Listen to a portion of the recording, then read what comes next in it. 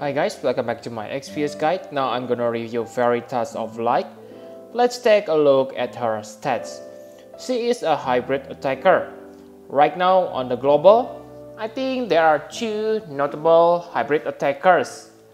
The first is Fryevia and the second is Noctis. Like you can see that her attack and magic stats are below both from Noctis and Fryevia. It's even close to that Sasuke. However, her passive is quite good. She can get 80% magic boost and 50% attack boost. Because she is a hybrid, then it can be said that she only gets 65% offensive boost. It is a good thing because if you compare to Fryevia, she only gets 60% in magic and 30% on the attack.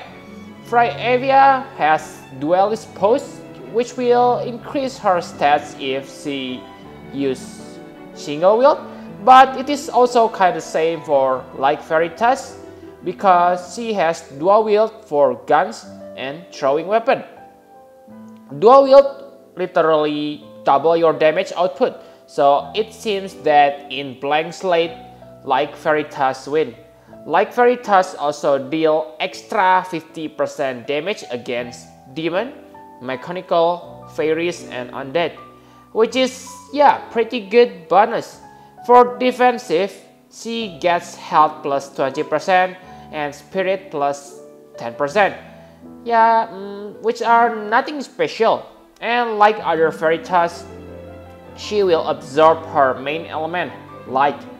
Also, an immunity against sleep, silence and petrify, which is shame because I need paralyze more than silence resistant, and like other 5 stars base, auto refresh and MP plus 20%. So enough about the stats, now let's take a look at her abilities. The first is Divine Shot. It is her chaining skill. It is like hybrid damage, which make it not flexible. The damage multiplier is high, 7 times damage. But remember, this is hybrid attack. You get half damage from physical and half from magical. So you need high multiplier to make the hybrid attack works. As a comparison, Fryevia's Frost Flower Blades deal 8 times damage. This will debuff enemy like resist by 50%, which is nice. She has a counter that able to imperil enemy like resist by 100%, but it is not that reliable because the chance is only 30% and it's only getting triggered by physical attack. So this is more reliable than her counter. For the frame data, it has 9 frames delay, which means Night Delita can chain with her. Also, if you have 2B or A2, then you can chain it with them because both of them has 9 frames delay too. However, the difference in hit counts may give you a little problem while you do the chaining process. The next is Blowback. It deals higher damage than Divine Shot, 8 times, and the side effect is also nice. Attack and magic plus 45%. If you have Soleil, it is nice for placeholder buff before Soleil finish her dance routine.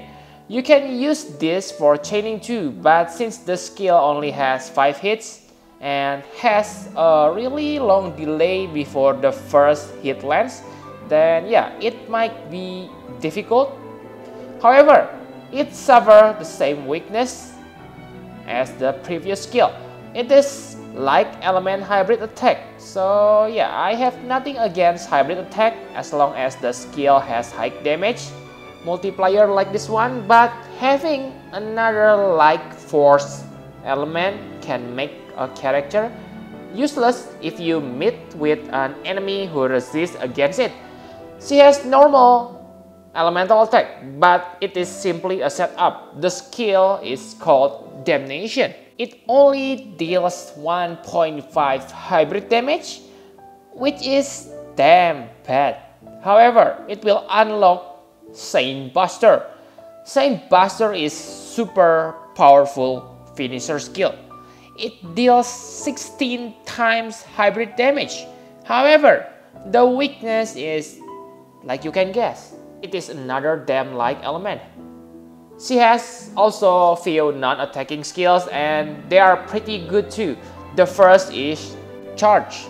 It will restore 120 MP, which is nice if you need MP and cannot use item because of the mission restriction. It will reduce your spirit though. However, it is not that dangerous in my opinion because it only lasts for 2 turns and the effect is only 30%. So I think as long as you already buff her with spirit, I mean yeah, if you have Shelga and you have cast Shelga on your party, I think 30% the spirit down effect is not that dangerous. You can also block the debuff effect if you have a hero like Earth Veritas or Elias in your party. The next is Define. It has about the same strength as Q-Raja. Sadly, it is not affected by dual wield. So yeah, it's only as a backup in your healing department. The last is Negation. So this is basically Dispel Gun. It will be useful when fighting multiple enemies. Her LB is another like hybrid attack, but the effect is quite good. 74% at the maximum level, defense and spirit debuff. So I think it is worth to be leveled up. It also has super cool animation and a lot of hits. Don't think about chaining though, because there is a delay between some of the attack in the limit burst, in the animation I mean. However, yeah, it needs 20 LB crystal instead of 16 LB crystal. So yep, okay, I think pretty good LB, but the cost is very high, so I don't think you will cast this often enough. So those are all her skills. Very powerful, but so dead when meet enemies with light resist. Let's talk about equipment. Okay, so here we come. The main weakness of this Veritas of the Light is her armor and weapon choice. To get maximum bonus on her attack and magic, she needs to equip gun and throwing weapon. The most important thing is throwing weapon though, because throwing weapon gives you 50% magic. Magic is more important than attack because most enemies have lower spirit than defense. So yeah, put your magic as high as possible so you will deal much more damage.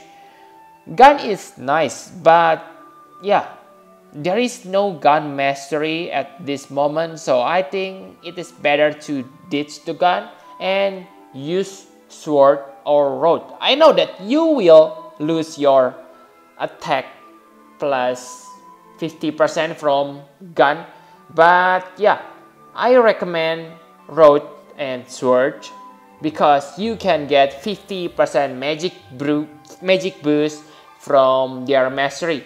For swords, you can get leather and arms. For rod, you can get rod mastery. However, the thing you need to remember is, yeah, you need to give her Genji gloves if you choose equipping sword or rod, because her dual wield only works with gun and throwing weapon. So yeah, it is really confusing for her equipment. Also, she is the only character, I think, that can fully utilize Hope, okay? So Noctis can use Nue too, but Noctis can use other weapon other than Nue. But like Veritas, really need Nue for maximum damage. So yeah, my conclusion for Light Veritas, Light Veritas is very strong character. Global version of global players may not appreciate her so much because we already have Fryevia. But in Japan, I believe they love her as much as we love Fryevia here. The weakness is same for both characters. They are inflexible. However, if we look at the situation on the global right now, Fryevia wins compared to like Veritas. Why? Because there are two toughest enemies in the global right now. Like you can guess, the enemies is Aigayan and Marlboro. Both of them have light resist, but no ice resistance. So even if Light Veritas can be as powerful as Fryevia, inability to fight those two trials kinda make her, bad. However, this may be changed in the future when we meet with the enemy with ice resist but no light resist. So I believe you guys already know that Fryevia is really OP, not OP, okay, but many players beat Aigayan using Fryevia. That's because she is powerful. She can deal a lot of damage affected by dual wield, but she won't be targeted by Aigayan because she only has low attack stat. So Aigayan target highest attack hero on your party, but since Fryevia doesn't have high attack, she is pretty much really useful on that battle. Another good thing about Veritas of the Light is the Trust Master reward. It will increase your magic and health at the same time. It also decreases your chance to be targeted by 50%. So it is pretty nice because usually a mage has low defense and low health. Having this will surely make them more durable against single target attack. She is also good for newbie players because of her dual wield. I know that it is not a real dual wield, but the gun you get from her story event is really strong. 60 attack and 60 magic. So you can pair it with any throwing weapon and you will have a very good newbie character. One thing I don't like about her is the armor choice.